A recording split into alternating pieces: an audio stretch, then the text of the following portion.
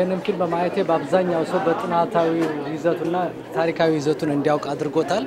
ሁለተኛ ደግሞ በአሁኑ ሰዓት እያንዳንዱ ምን ማድረግ እንዳለበት ሁሉ የሚጠቁም ነው። ይህ ታሪክ የሚያልቅ አይደለም። ሃይማኖታዊ፣ ፖለቲካዊና ሶሻል የሆነ ገጽታ አለው። ያንን ገጽታ በትክክለኛ ነገር በትልቅ ዶክመንተሪ ነገር መቅረቡ ከፍተኛ አስተዋጽኦ ይኖራል ብዬ አስባለሁ። የዴር ሱልጣን ገዳምን ታሪክ በአብዛኛው ሰው አያውቁም፣ በተለይ ኢትዮጵያዊ ነው። አሁን ግን በእንደዚህ በጥናታዊ መልክ መቅረቡ የመጀመሪያ ጊዜ ነው። በጣም የሚያስደስት ነው።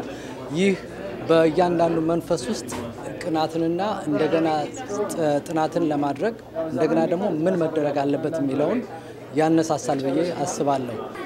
I was actually very moved. Also felt such disgrace that in this time that these things are inhumanity, and it's just another struggle for the Ethiopian people once again.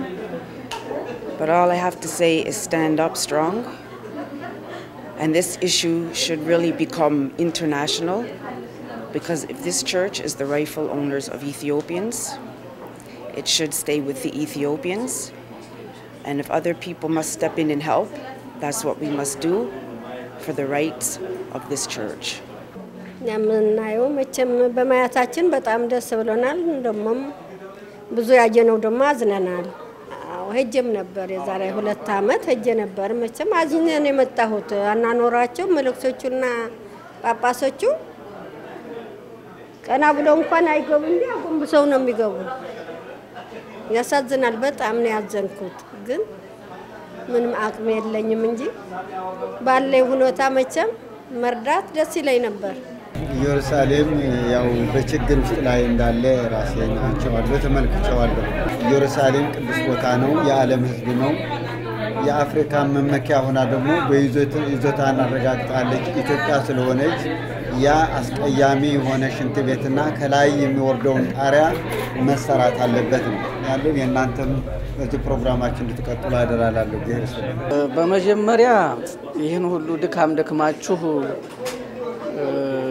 ለኢትዮጵያዊ ወገናችሁ ታሪኩን በማሳየታችሁና በማቀነባበራችሁ የተሰማኝ ደስታ በጣም ትልቅ ነው። እግዚአብሔር ያክብራችሁ።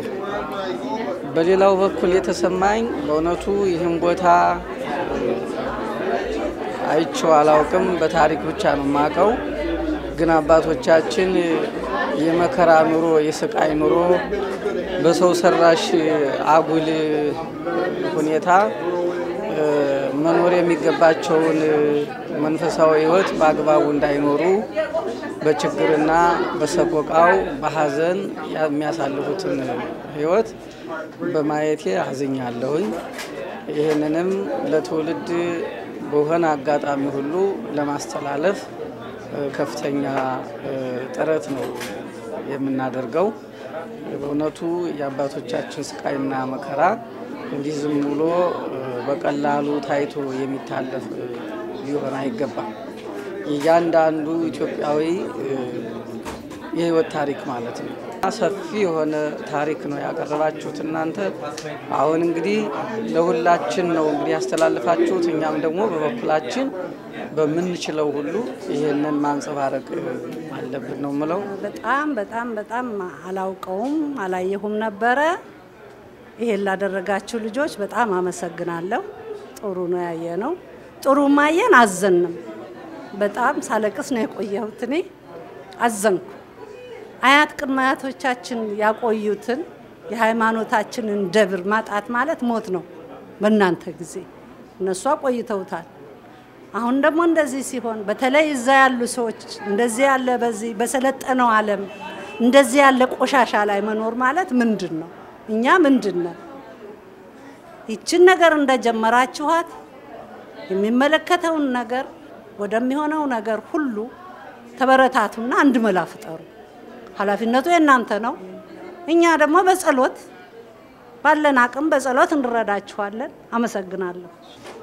በከፊል የሃይማኖቱ ሰዎች ሲቆረቆርለት በኢትዮጵያ ወይም ደግሞ ከኢትዮጵያ ቅዱስ ቦታ የተወለዱ ሰዎች ወይም ግለሰቦች ከዚህ ከክርስትና ውጭ ሆኑ ሰዎች ስለ ቦታው አይቆረቆሩም።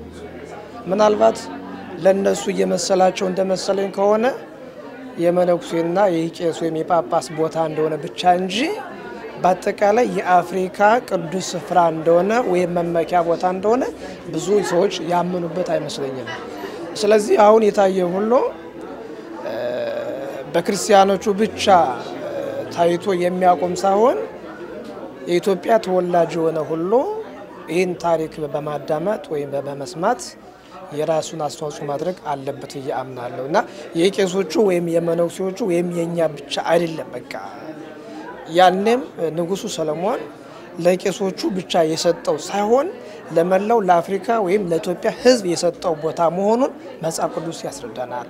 ስለዚህ ቤተክርስቲያን ደግሞ እስካሁን ጠብቃ ስላቆየች አሁን በሷ እጅ አለ እንጂ ሀብትነቱ በአጠቃላይ የኢትዮጵያ ሕዝብ መሆኑን ዙ ለማረጋገጥ ፈልጋለሁ። እንግዲህ በተለይ እናንተ ይሄን ያህል አስተዋጽኦ ማድረጋችሁና ይሄን ህዝብ ሰብስባችሁ የኢትዮጵያን ህዝብ በዚህ በስደት ያለውን ህዝብ እንዲንቀሳቀስና በተለይ የቀደመውን ታሪኩን እንዳውቅ ትልቅ እንቅስቃሴ አድርጋችሁለት ስለሆነ በእውነት ትልቅ ምስጋናዬን ለእናንተ እያቀረብኩኝ በተሻለ መጠን እጸልያለሁ ለሀገሬ ለቅድስት ኢየሩሳሌም ለቦታችን እና ለሀገሬ ለኢትዮጵያ ህዝብ ለቤተክርስቲያናችን ለማንኛውም አጠቃላይ በመጸለይ እተጋለሁ ብዬ አምናለሁ።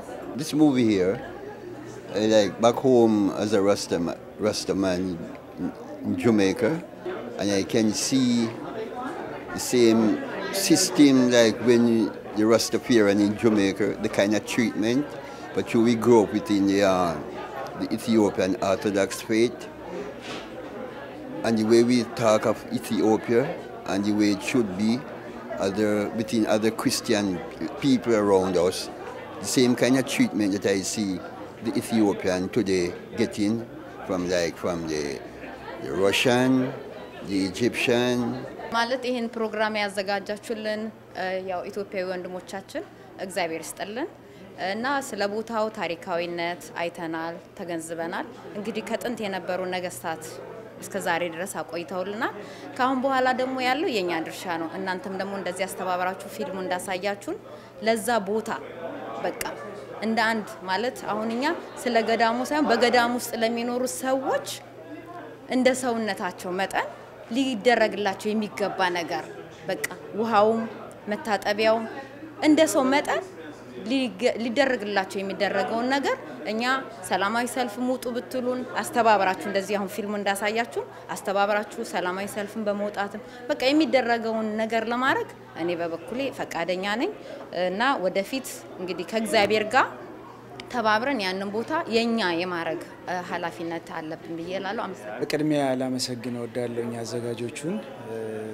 በጣም በእውነት መቼም ለኑሮ ገንዘብ መስራት ያስፈልጋል። ደግሞ እንደዚህ ያስተማረ እየጠቀመ ትምህርት እየሰጠ መልእክት እያስተላለፈ ፍሬ ሊያፈራ የሚችል ስራ ላይ መሰማራትና ሁለት አይነት ዘርፍ ያለው ስራ መስራት ትልቅ ነገር ስለሆነ በእውነት አዘጋጆቹን በዚህ ዙሪያ ላይ ዴር ሱልጣን ወይም ደብረ ስልጣን ይባላልና በዚህ ዙሪያ ላይ ጥናት ምርምር አካሂደው አንገብጋቢ የሆነውን የሀገራችንን የቤተክርስቲያናችንን ጉዳይ ለህዝብ እይታ ስላቀረቡልን በቅድሚያ አዘጋጆችን ከልብ አመሰግናለሁኝ። ደስ ያለኝ ደግሞ እስላም ክርስቲያን ሳይል ሁሉም ኢትዮጵያዊ በጉዳዩ ላይ ትኩረት ሰጥቶ መምጣቱ ተስፋ ሰጥቶኛል።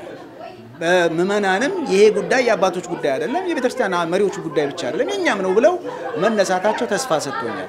ከዚህ በላይ በየአመቱ ኢትዮጵያን ቅድስት ሀገር ኢየሩሳሌም እየሄዱ የሚጎበኙ መመናን ብዛት እየጨመረ መምጣቱ ተስፋ ሰጥቶኛል። አንድ አባት ሲናገሩ ፖለቲካውን ሃይማኖቱን ሌላው ጊዜውን አይቶ ይፈታ። አሁን ግን ለጊዜው ለጤና አስጊ ስለሆነ ዓለማት ትኩረት ሰጥቶት ያ የጤናችን ጉዳይ ታስቦበት ይታደስ ነው ያለው። ይሄ በጣም ጥሩ አካሄድ ይመስለኛል። እንደዚህ አይነቱ ለጊዜው ቢታደስ በኋላ ደግሞ በሂደት ያው የኛ መሆኑ የታወቀ ነው። የኛ መሆኑ የታወቀ ነው ንብረትነቱ። ግን ለጊዜው አባቶች በጤና ጠንቅ እየተጎዱ ነው እየሞቱ ነው ያለው ነው እና ይህን ነገር የዓለም ጤና ድርጅት ሁሉ ሊያውቀውና አቴንሽን ሊሰጠው ይገባል። ያንን ደግሞ አቴንሽን እንዲሰጠው የምናደርገው ማንን እኛ ነን። ያ ንብረት የኢትዮጵያ ኦርቶዶክስ ተዋሕዶ ቤተክርስቲያን ብቻ አይደለም፣ በአጠቃላይ የኢትዮጵያ ህዝቦች ንብረት ነው። ስለዚህ ኢትዮጵያውያን ሁሉ ለዚያ ኢትዮጵያውያን ብቻ ሳይሆን ሌሎችም የታሪክ ኩራት የሚሰማቸው የታሪክ ባለታሪኮች የሆኑ ሁሉ ለዚያ ንብረት አቴንሽን እንዲሰጡት ትኩረት ማድረግ አለ። ያንን ለማድረግ መጀመሪያ ባለ ንብረትነት እኛ ስለሆን አንድነት መሆን አለብን።